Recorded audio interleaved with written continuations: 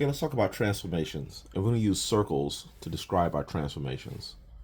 So let's say we have a circle here, and this is quadrant 1, this is quadrant 2, quadrant 3, and this over here is quadrant 4.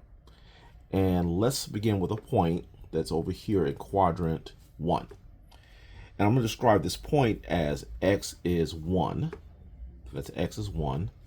And y way up here, let's make that 5. It says y is 5. So that point is at 1, 5.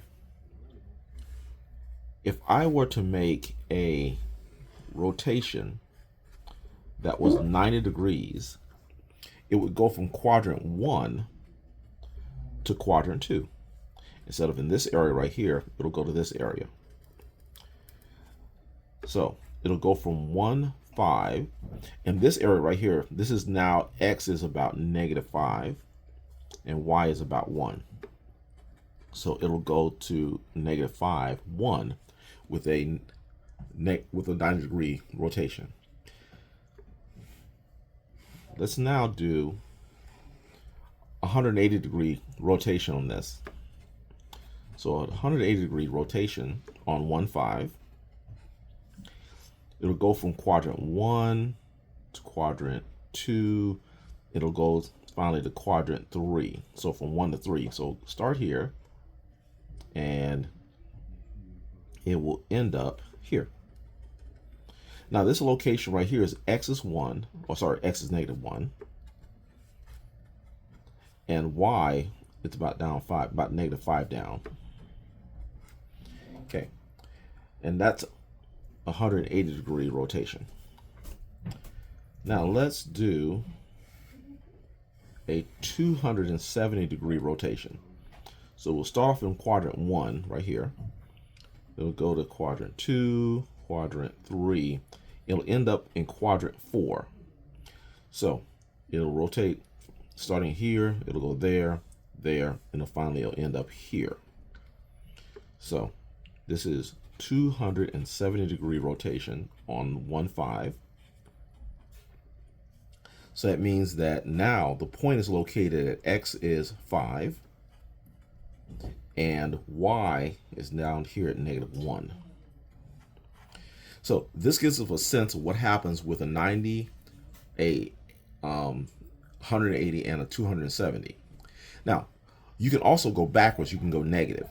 If I were to go -90, which takes me around this way clockwise, it would go from quadrant 1 to quadrant 4, which will end up being the same thing as 270. So 270 is the same thing as a -90 degrees. So both of these have the same changes. Now, let's describe these changes as x and y's. So if you start off with an x and y and make a 90-degree change, what we're saying is that the y and the x numbers exchange. The y goes here and the x goes here. But you notice that the y started off with +5 and became -5. So the sign change. So we're going to put a negative here. That doesn't mean negative. This means a sign change on y. Here, we started off with an xy. And after the 180-degree rotation, we still get our x and y, same numbers in the same positions. It's just that the signs change. Instead of a positive, you have a -1 here. So sign change. The y went from 5 to -5. So that means sign change. And lastly, with the 270 or -90-degree rotation, it went from xy to yx. And the x is what changed. It changed from 1 to -1. So there's a sign change there. Okay, so using all these rules here, we can conclude that, let's say,